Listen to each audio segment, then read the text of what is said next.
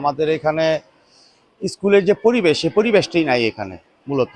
কারণ এটার ভিতরে দিনে রাতে 24 ঘন্টা মাদকাসক্তদের আড্ডা হয়।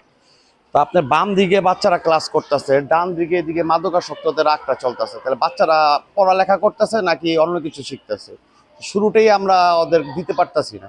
অ্যাজ এ গার্জিয়ান হিসেবে আমরা যেটা বাচ্চাদের যদি এতটুকু সুযোগ সুবিধা না দিতে পারি, তাহলে তো এর চেয়ে বড় আর আমাদের আর কষ্টের কিছু থাকে না। কারণ ভবিষ্যতে আমি চাচ্ছিলাম যে আমি একটা উদ্যোগ নিয়েছিলাম যে অন্ততপক্ষে বাইরের যে ওয়ালটা আছে, বাইরের যে জানালা দরজাগুলি খোলা আছে, যদি অতটুকু বন্ধ করে দিতে পারি, তাহলে হয়তো অন্ততপক্ষে দিনের বেলা বাচ্চারা ক্লাস করতে পারবে এবং তাদের যে ব্যবহার করা যে টয়লেটটা, এই টয়লেটটাও তারা ইউজ করতে পারবে। কারণ অনেক সময় দেখা যায় যে তারা টয়লেটের ভিতরে বসে মাদক গ্রহণ করতেছে, তখন একটা বাচ্চা যেতে পারে না। আর এদিকে গার্জিয়ানরা অন্ততপক্ষে ওয়েট করতে পারবে পয়সা বাচ্চাদের জন্য, জাস্ট শুধু বাইরের ওয়ালটা বন্ধ করে দেওয়ার।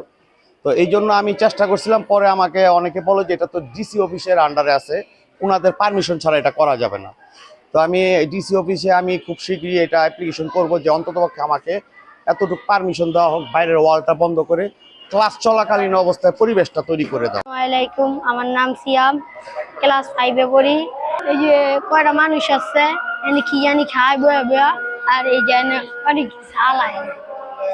এই যে এই ক্লাসটা জানি মানে এই জায়গাটা যে নোংরা হয়েছে, মানে এই জায়গাটা যদি সুন্দর করে দেয়, ভালো করে দেয়, তাহলে আমরা এনে ক্লাসও করতে পারবো, খেলাধুলাও করতে পারবো। বাচ্চারা লেখাপড়া করে, কিন্তু এই পাশে যে যে নেশাখোর যারা আছে, এখানে নেশাখোররা দিনের বেলা নেশা করে, এতে পরিবেশ অনেক খারাপ হচ্ছে।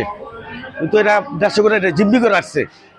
এতে এই জন্য আমরা সাহেবদের নেতৃত্বে আমরা এটা কীভাবে উন্নত করা যায়, কীভাবে এটা মানে ডেভেলপ করা যায়, আমরা সেটা চেষ্টা করব।